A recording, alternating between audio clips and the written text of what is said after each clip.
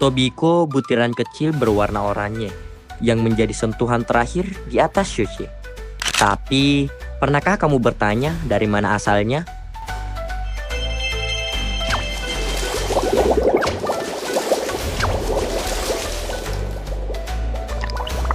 Asal-usulnya dimulai jauh dari sini, sebuah negeri kepulauan yang kaya akan sejarahnya yaitu Indonesia, Sulawesi Selatan di pesisir Takalar.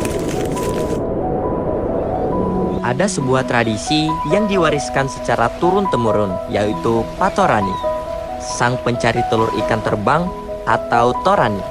Sejarah mereka berawal dari seorang panglima kerajaan Goa. Dahulu, Karang Galesong dan awaknya berlayar ke Jawa untuk berperang. Perjalanan panjang membawa mereka berlayar kembali ke Galesong. Di perjalanan, mereka melihat banyak ikan yang melompat-lompat. Sesampainya di Galesong, masyarakat bertanya, "Ina yang nyeran juku jai kama?" Dan dijawab, "Tubarania kering." Sejak saat itulah, ikan tersebut dikenal sebagai juku torani.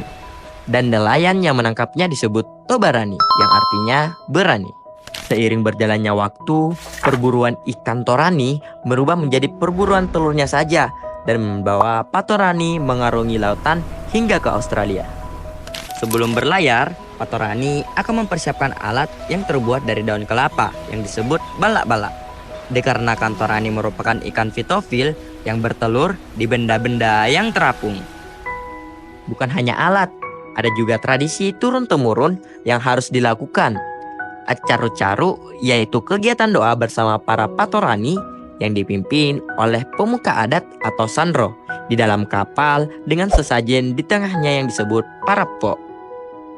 Dilanjutkan dengan Anyorombi Seang, yaitu mendorong perahu ke laut, diikuti dengan membacakan doa khusus berbahasa Makassar yang dipimpin oleh Sandro. Saat semua ritual selesai, mereka akan berlayar mengarungi lautan. Tiba saatnya penangkapan di laut. Para patorani akan menebar balak-balak ke lautan, lalu menunggu torani menampung telurnya di balak-balak tersebut. Setelah torani bertelur, balak-balak akan diangkat lalu dipisahkan telurnya dari balak-balak. Telur yang masih memiliki serat ini dijemur di kapal hingga benar-benar kering dan dibawa pulang. Sesampainya di darat, telur ikan akan dibungkus karung dan dibawa ke pabrik untuk diolah.